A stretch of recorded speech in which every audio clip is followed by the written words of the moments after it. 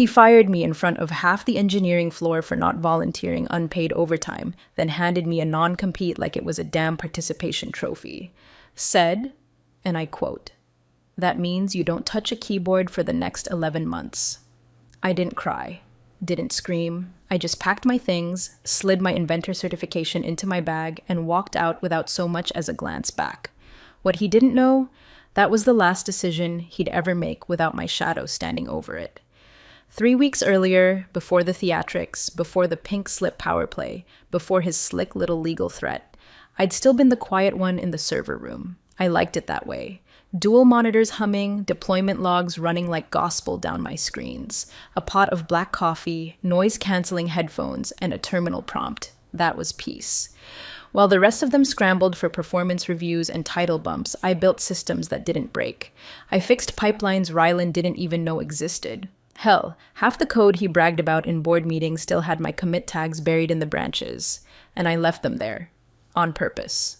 Then Vernetrix brought him in, Rylan Fisk, Harvard tie, LinkedIn influencer type, talks in acronyms, strategizes with a whiteboard he never erases. Tech isn't about code, it's about optics, he said on day one, like he was announcing the second coming. I watched from my usual station, far corner near the locked cabinet no one but me could get into, and listened to him tell my team they needed to start thinking like a startup. He paused in front of my desk, looked down at the paper notebooks I kept, full of API sketches and command line notes, and muttered, "Vintage. Are those like for decoration?" I didn't look up, just said, "Only thing more permanent than code is paper. You'll figure that out." His laugh, smug, like he thought I was a museum exhibit. "We'll modernize that out," he said. Then strutted off toward DevOps like he'd discovered electricity. Hey, quick thing, 97% of you listen to these stories without subscribing. If you're still here, if you're already hooked, hit that subscribe button and like the video. It really helps the team keep dropping stories like this. Appreciate you.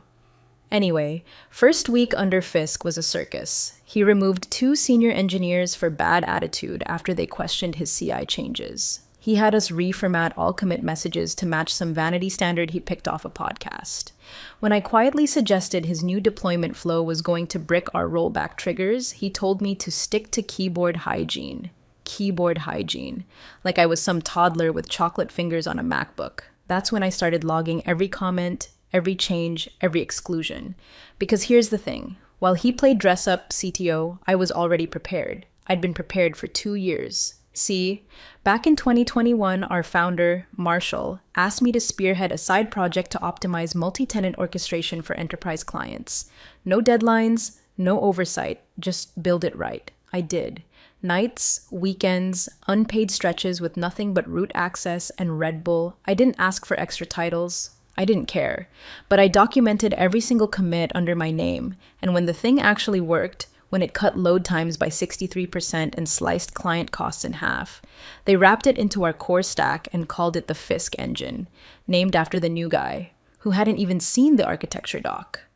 But I had something better than a name. I had author certs. I had integration records. And I had, tucked inside a binder that Rylan once scoffed at during a town hall, the inventor certificate filed under the state's Digital Engineering Act. It sat there, quiet, waiting, just like I did.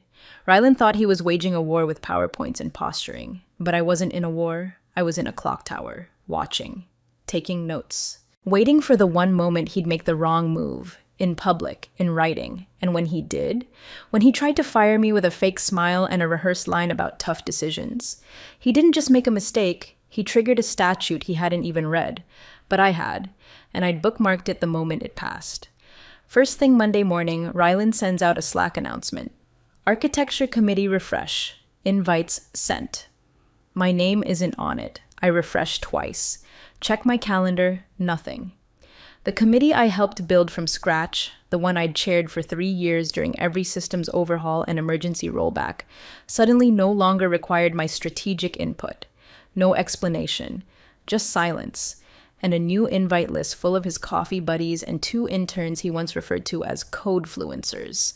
I don't react. Not outwardly. I simply open my personal documentation file, titled Insurance, and add a new bullet point under Structural Omission Patterns.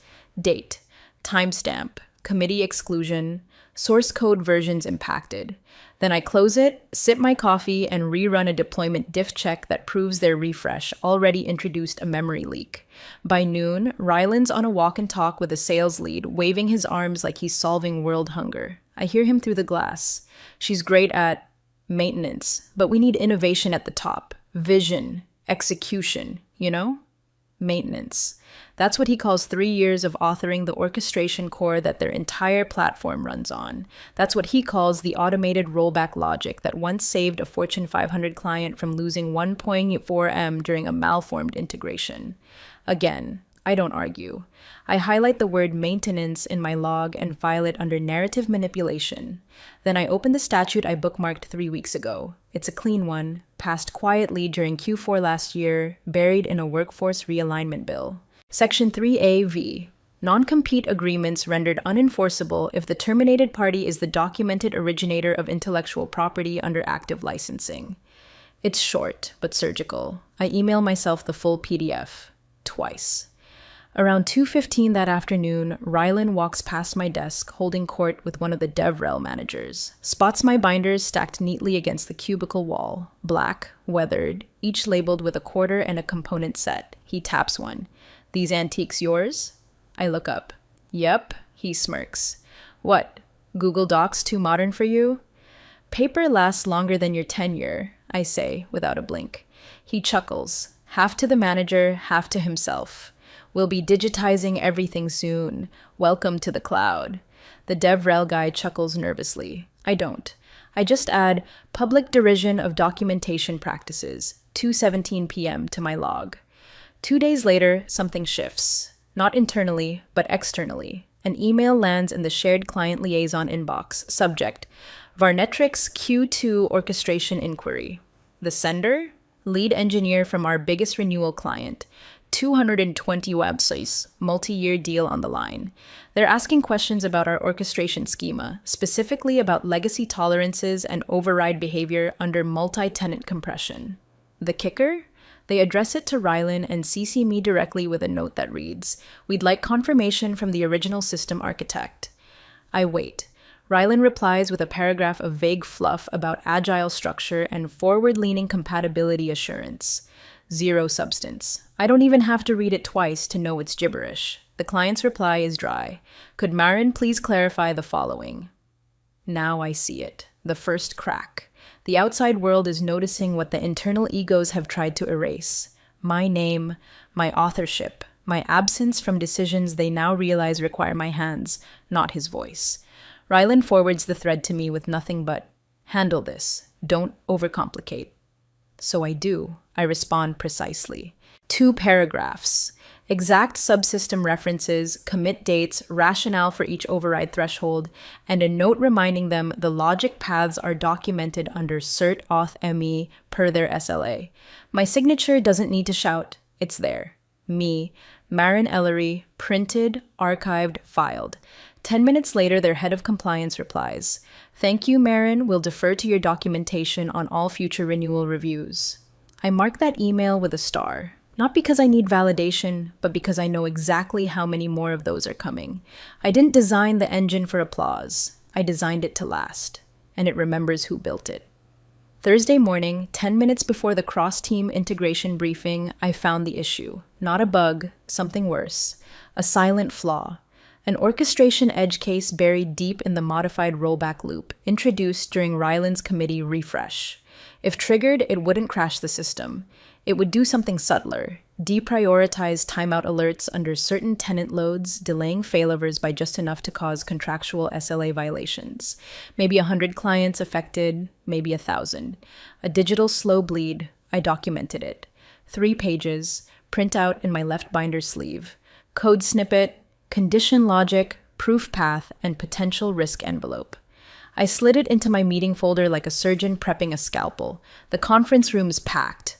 One side filled with internal leads from engineering and sales, the other lined with the renewal client's implementation team. 4 suits, 2 engineers, and 1 liaison who watches everything like a hawk.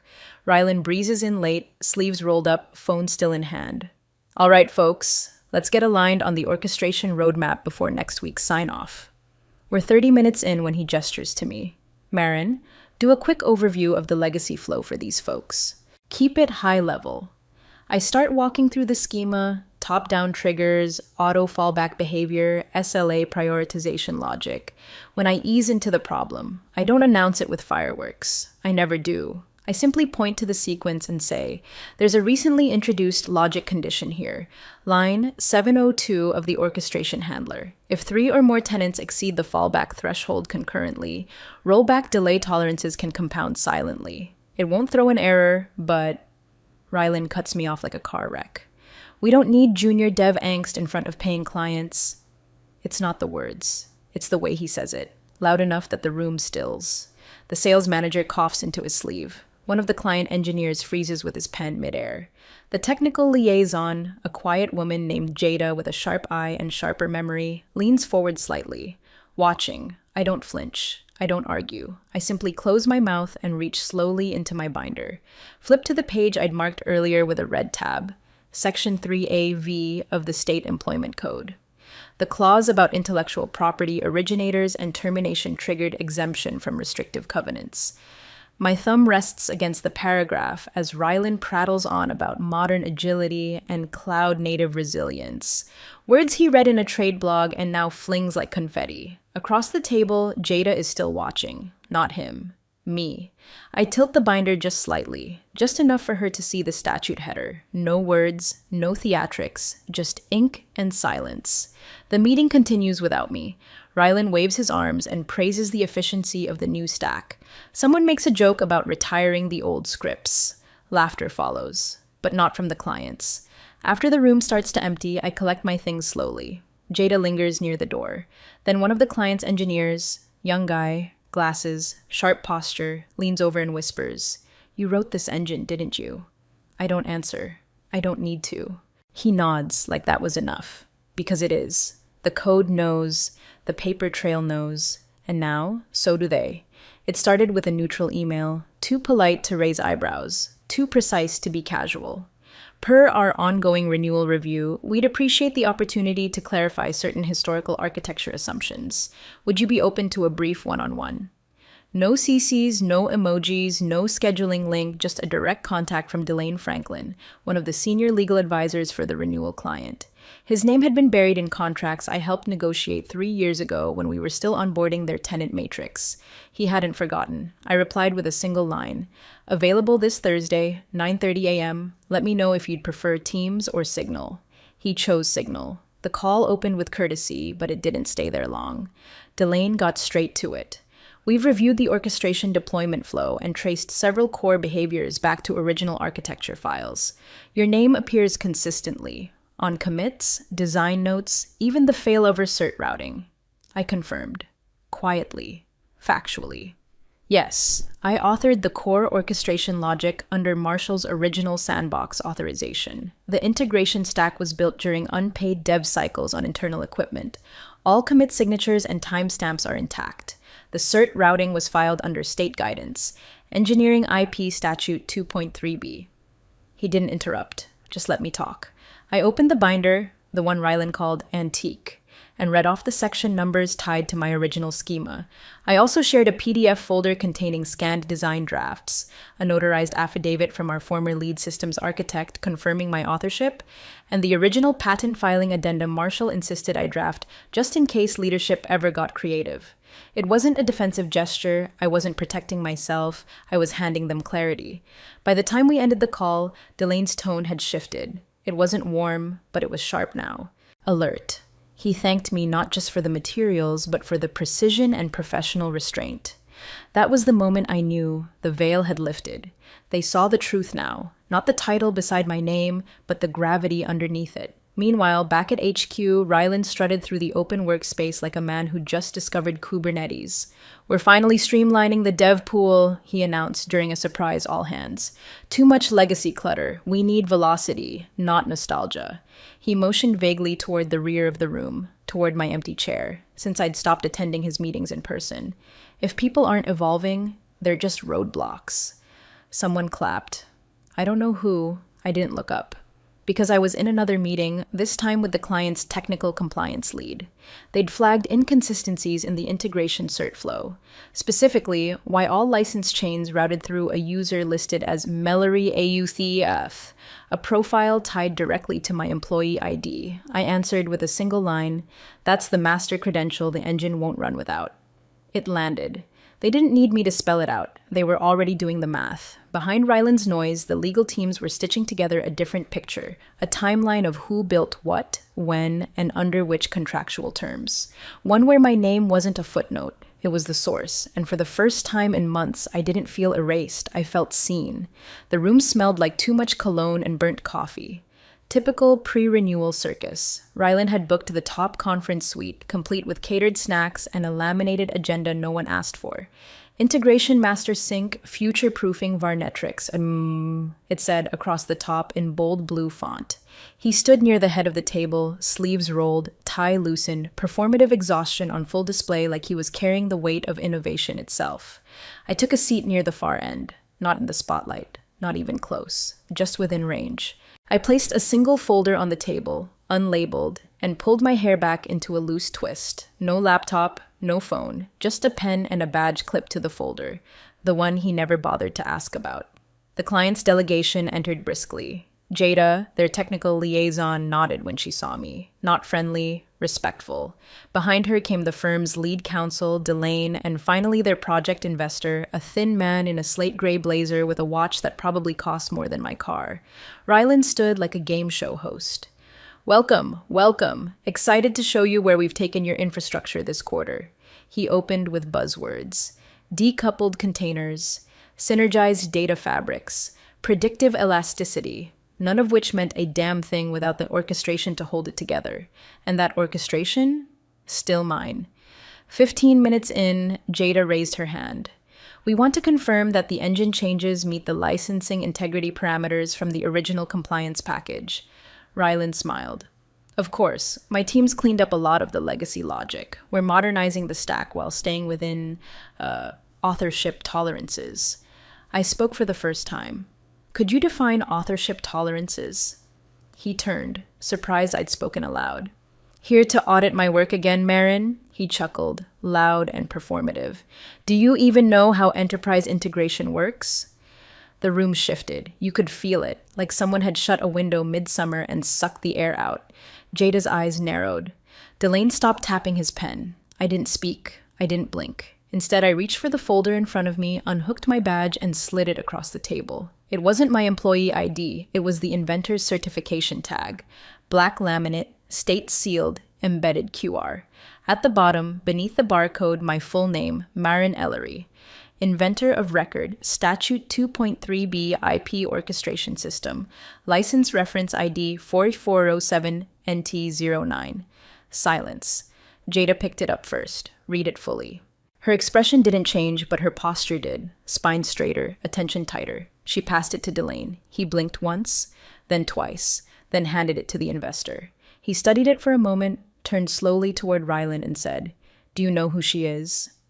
The question wasn't theatrical, it was surgical, like a wire slipping beneath skin, quiet and lethal. Ryland opened his mouth. Nothing came out, not right away. Then, with an awkward laugh, "Of course, she was part of the original, implementation team." "Not implementation," I said, still seated, still calm. "Architect." The investor laid the badge down, face up. "We're going to need to revisit your compliance briefings," he said without looking at Ryland. No one asked me to speak again. No one had to. I'd already said everything worth hearing, years ago, in code, in architecture diagrams, in signatures and time-stamped proofs they all ignored until now. The air was different after that. My presence didn't just shift the room. It rewrote it. Delane didn't raise his voice. He didn't need to. That's how you know a lawyer means business. When their volume drops, not rises. "We cannot proceed without the certifying inventor's approval," he said, adjusting his glasses with a deliberate calm that sliced through Ryland's bravado like piano wire through butter. Ryland laughed, this twitchy, high-pitched thing that sounded more like panic trying to wear a smile. "With all due respect," he began, which is executive code for I'm about to insult someone smarter than me. Marin's a great contributor, but she's not the linchpin here. The system runs with or without her. She's replaceable, just a coder. The temperature in the room dropped. Delane didn't flinch. She's not just anything. She holds the active inventor certification under State Employment Law 2.3b. Her signature is embedded in the orchestration licensing chain. You tamper with that, you break the compliance chain, and your entire stack becomes non-compliant under your renewal terms. The investor turned slowly, like a man who just realized his name was misspelled on $1 million wire transfer.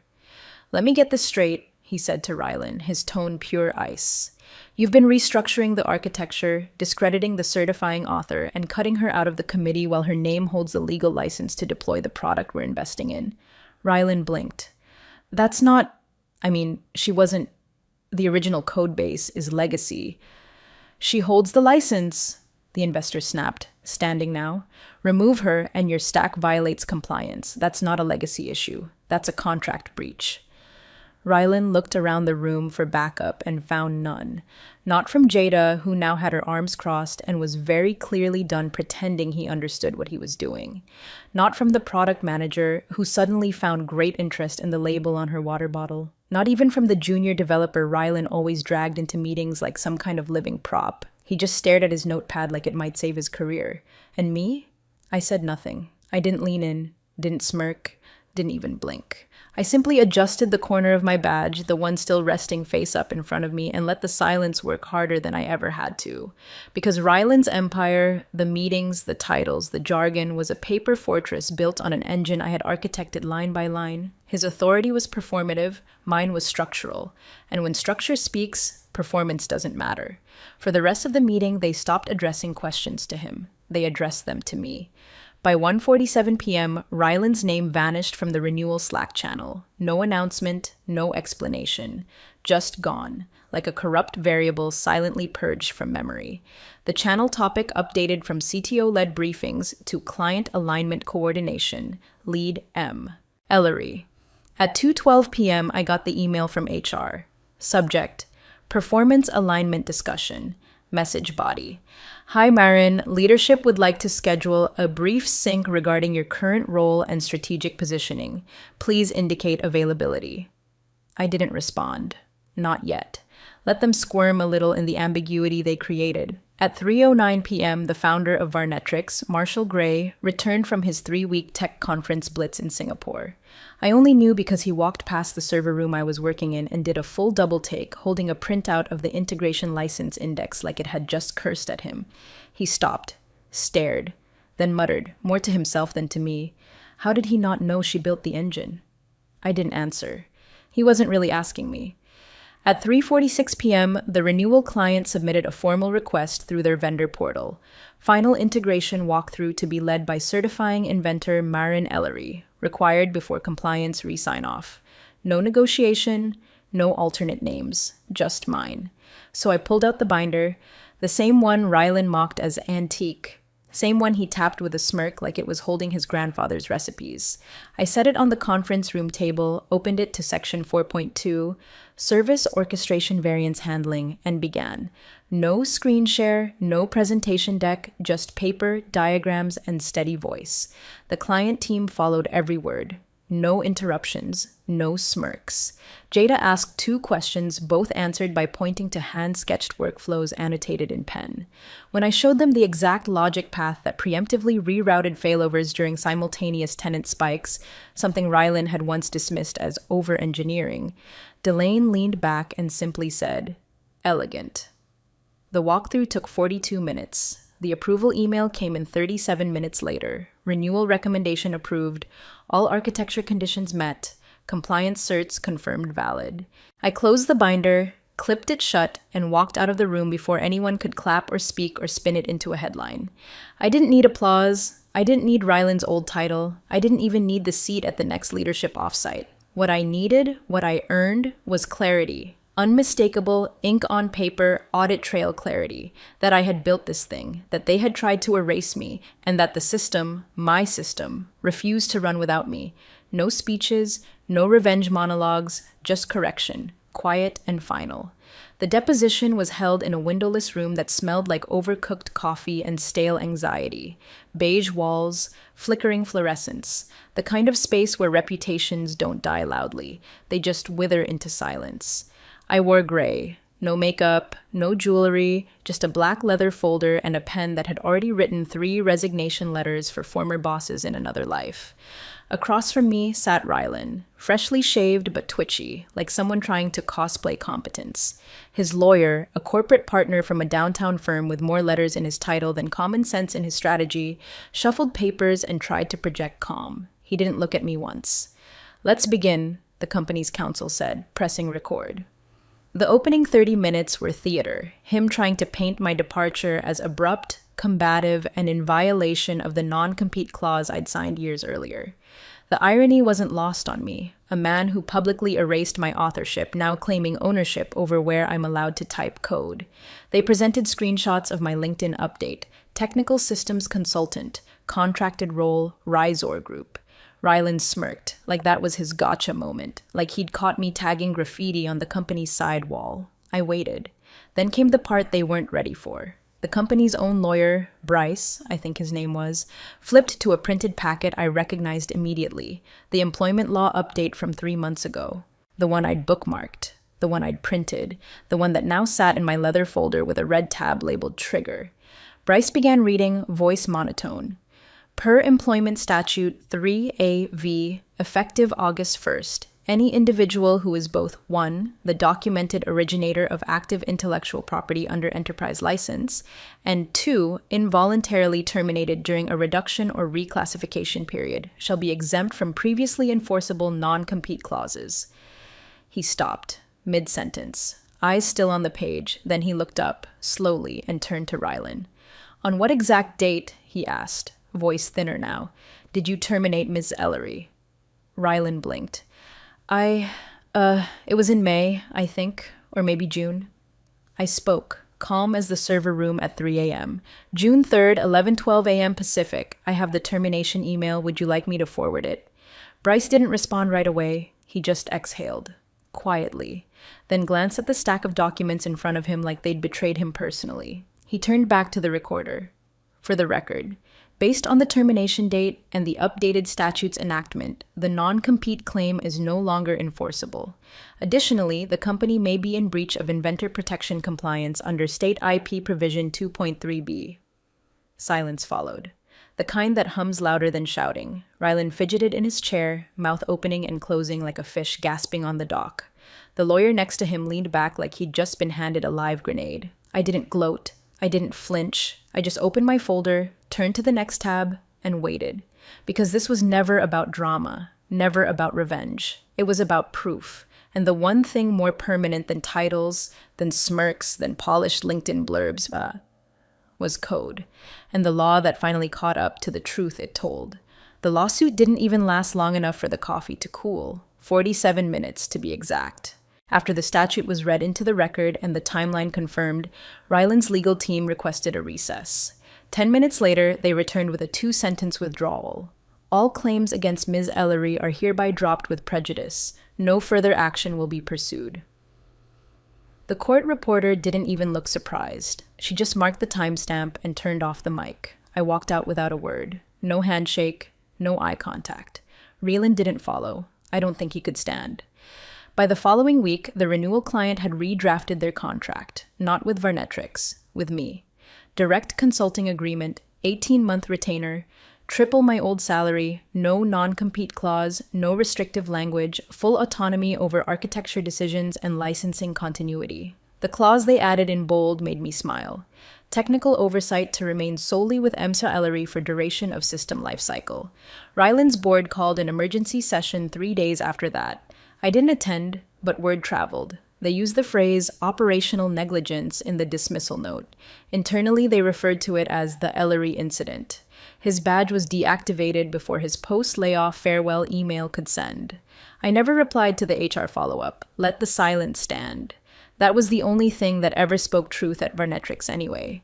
A week later, at a quiet client appreciation dinner hosted by the renewal firm, I found myself seated next to a junior analyst. Bright kid, new to systems, Too polite to hold back his curiosity, he leaned in halfway through dessert, unsure if he was allowed to ask what everyone else had clearly been wondering. "Can I ask you something?" he said. "How'd you stay so calm through all of it? The exclusion, the lawsuit, the everything?" I sipped my tea. No flourish, no cleverness, just truth. Because the code remembers who wrote it. He blinked, then nodded, like something clicked into place. Afterward, I walked the hall of the firm's main office, heading out toward the elevator. On the way, I passed their tech wing, small, sleek, all glass and polished concrete. Just past the reception desk, on a wall with no signage, no spotlight, hung a single black frame. Inside it, my original state-issued inventor certification. Matte background, white border, no caption. They didn't ask me before they hung it. They didn't need to, because that frame wasn't about fame. It wasn't about revenge. It was recognition, in the only language that matters. Quiet, permanent, real.